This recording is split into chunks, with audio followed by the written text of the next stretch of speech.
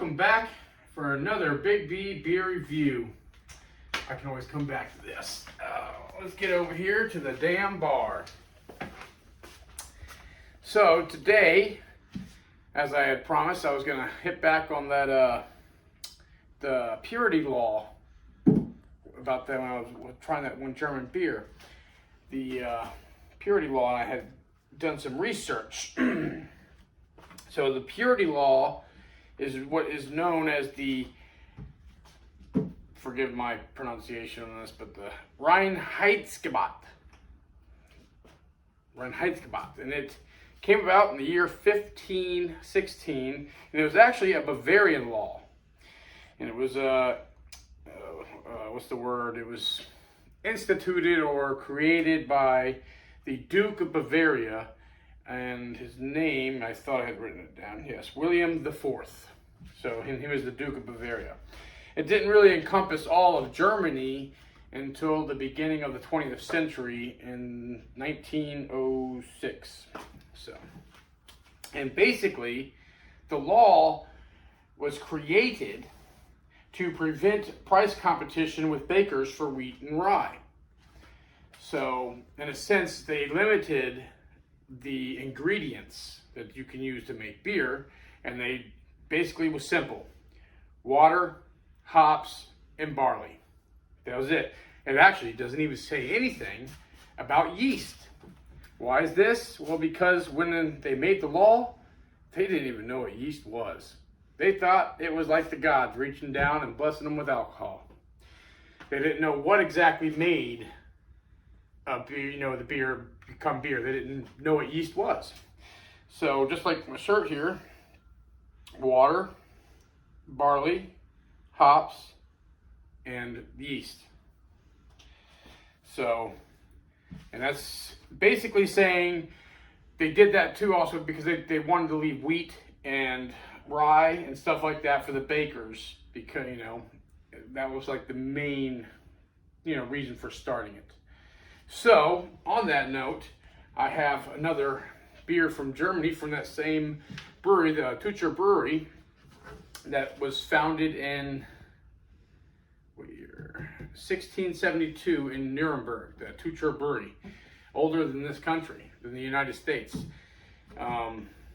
This one's special for me, very special, as this is the first, German beer I've actually had. I found it when I was up in the villages. I think I had mentioned this in that last review when I had the Tucher beer, and I found that beer. Well, I found it again, the Kristall Weizen. So, ring for a beer and you shall receive the Tucher Kristall Weizen. This is the one that made me fall in love with German beers. I was in that show and I opened that and I was like, wow. I was very impressed. Another interesting fact is that this is a wheat beer, which technically goes against that whole purity law. Because it is not barley, it is wheat. That is what the Weizen is. Now, Kristall Weizen, technically, just kind of from what I remember looking up, is that it's more filtered, so it should be more clear and stuff like that. So, all right.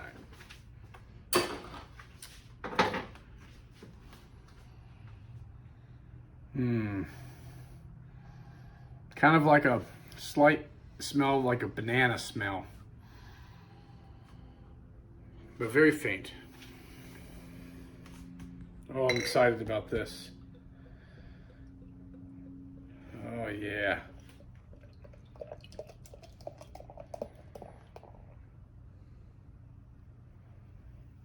Oh, yeah. And that is why it's a Kristall Weizen. What a very thick head on that. Very thick head, almost kind of like moussey looking, sort of. Very thick though, very frothy. Nice.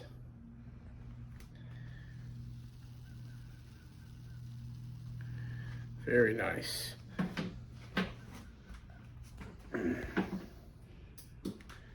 Very clear. I mean, it's not as thick. You see there's some big bubbles there. Very carbonated. I mean, look at all that activity there, like champagne almost. But boy, is that clear or what? That is clear. That is beautiful. Very much like a Pilsner. It's very nice. Wow. Yeah. I had to give, man, that's, damn. That's beautiful. And the head looked good, great head retention, holding together. Very moussey looking, you know. It's the way it's very smooth. But on the SRM, I must say a 3. Between a 3 and a 4 on the SRM.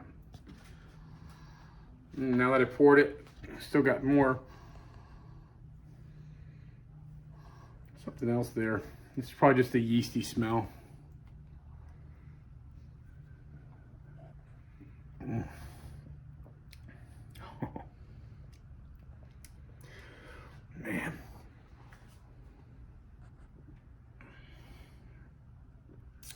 Boy, I want to go to Germany.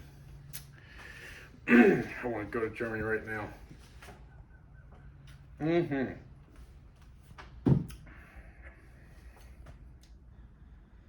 I smelled it, I can almost taste the wheat part, which gives it kind of like a banana, a very faint like banana flavor is what I would say. Like a lot of the wheat beers do. It's just really well crafted here.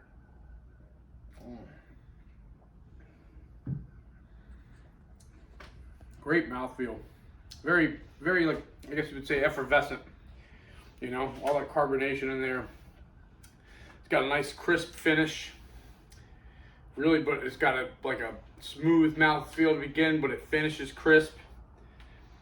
It's really good.